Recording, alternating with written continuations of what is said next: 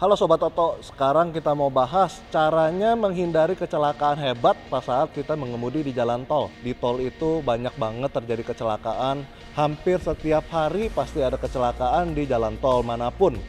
Mau di Indonesia atau di luar negeri semuanya sama, banyak kejadian kecelakaan. Kita mau kupas semua tentang gimana sih caranya untuk menghindari kecelakaan tersebut. Nomor satu, kita harus fokus ya teman-teman ya. Kecelakaan itu terjadi karena kita hilangnya fokus atau konsentrasi pas saat mengemudi kendaraan. Hilang konsentrasi itu seperti apa sih? Jadi kita bisa ngantuk, main handphone atau main gadget, kita ngobrol terlalu seru dengan penumpang lainnya, misalnya kita dengan teman atau dengan istri anak, kita terlalu fokus sakit, kita terlalu seru ngobrol, jadi kurangnya konsentrasi pas saat mengemudi. Pas saat kecepatan tinggi kita harus fokus, jadi kalau ada apa-apa di jalan kita langsung bisa menghindar.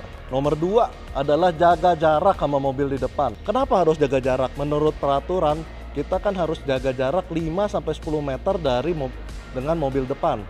Tujuannya apa? Jadi kalau misalnya mobil depan tiba-tiba mengerem mendadak atau tiba-tiba ada accident yang kita nggak tahu dari mobil depan, misalnya ban pecah gitu ya, atau hilangnya kendali dari mobil depan. Nah, kita bisa langsung menghindar karena kita ada jeda 5-10 meter itu.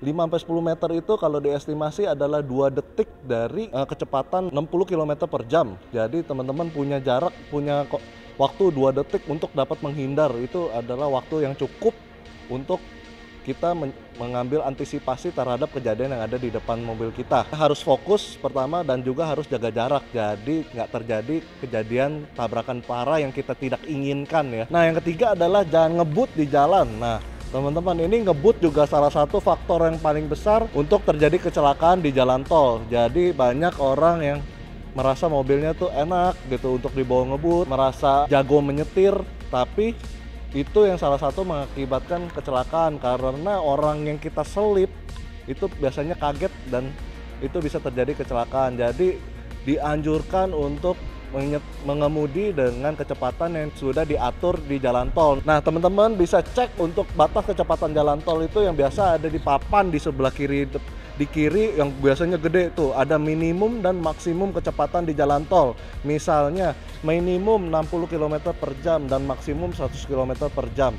Nah, itu sangat dianjurkan untuk dipatuhi ya. Karena batas kecepatan itu sudah didesain oleh pemerintah biar semua pengemudi yang melaju di jalan tol mempunyai kecepatan yang stabil dan tidak ada yang terlalu pelan, tidak ada yang terlalu cepat, dan bisa manuver pada saat terjadi kecelakaan di depan mobil depan kita. Jadi ini harus dipatuhi ya teman-teman ya. Yang keempat adalah perhatikan kondisi dan kontur jalanan yang ada di jalan tol.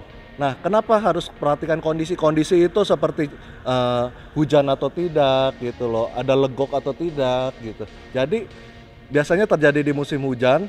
Nah, teman-teman bisa perhatikan misalnya lagi berkendara di jalan tol dan hujan lebat, biasanya tuh ada genangan di jalan tol ya teman-teman, karena jalan tol itu nggak 100% mulus rata lempeng gitu. Jadi pasti ada legok dikit, biasanya itu terjadi di paling kiri atau di paling kanan dari ruas jalan.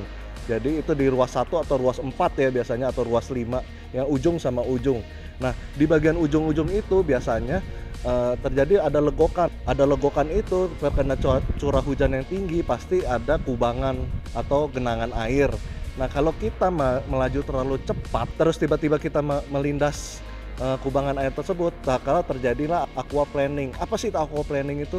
Nah, aquaplaning itu adalah suatu kejadian di mana kendaraan itu kehilangan kendali pada saat terkena genangan air. Jadi teman-teman kalau misalnya ngelewatin genangan air dalam kecepatan tinggi, itu mobil bisa slip karena ban itu nggak dapat gripnya gitu loh. Alur ban itu nggak cukup untuk mengalirkan air yang terjadi pada saat ada genangan air. Jadi mobil teman-teman bisa slip dan bisa muter, bisa kebalik. Biasanya itu terjadi pada saat teman-teman melaju pada kecepatan yang lebih tinggi dari 100 km per jam ya. Jadi disarankan hati-hati pada saat hujan lebat, jangan terlalu cepat. Satu, pandangan kita juga nggak terlalu bagus pada saat hujan.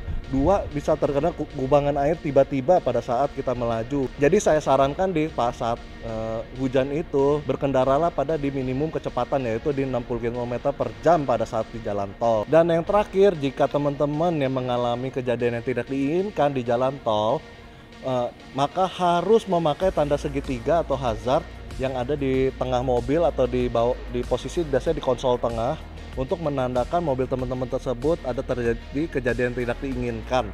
Dan juga harus dipinggirkan ya teman-teman ya, usahakan selalu dipinggirkan ke bagian kiri ruas jalan. Itu biasanya di jalan tol ada satu ruas jalan yang paling ujung, itu sengaja disediakan oleh jalan tol untuk bukan untuk menyalip orang, tapi untuk bisa mobil yang terjadi kecelakaan atau kejadian tidak diinginkan seperti ban kempes atau ban sobek atau kejadian overheat, itu bisa dipinggirkan ke bagian kiri, jadi tidak mengganggu jalan tol yang bakal dilewati oleh teman-teman yang lain. Nah, jadi setelah dipinggirkan harus pasang lampu hazard dan pasang segitiga reflektif yang biasanya ada di mobil teman-teman semua. Itu biasanya yang bisa dilipat. Nah, itu biasanya taruhnya itu di belakang kanan ya teman-teman ya. Pasti pasang lampu hazard dan tanda segitiga itu harus dipasang. Jadi buat mobil-mobil lain itu biar tahu kalau mobil teman-teman itu lagi berhenti dan terjadi ada masalah. Jadi dia harus menghindari mobil tersebut gitu. Jadi mobil teman-teman nggak akan kena tabrak karena sudah memakai dua alat tersebut. Di jalan tol itu adalah jalan bareng-bareng walaupun berbayar. Itu jalanan yang berkecepatan tinggi. Jadi teman-teman harus jaga jarak, harus fokus, dan harus memikirkan orang lain yang berkendara juga di jalan tol. Jadi meminimalisir terjadinya kecelakaan yang tidak diinginkan karena kelalaian kita. Nah, teman-teman, kita ingetin lagi sekali lagi, jadi kita berkendara di jalan tol itu harus fokus, harus jaga jarak, dan memakai kecepatan yang sudah dianjurkan oleh di jalan tol. Jadi tidak terjadi kejadian yang tidak diinginkan di jalan tol, dan semoga semua teman-teman tetap berkendara dengan aman.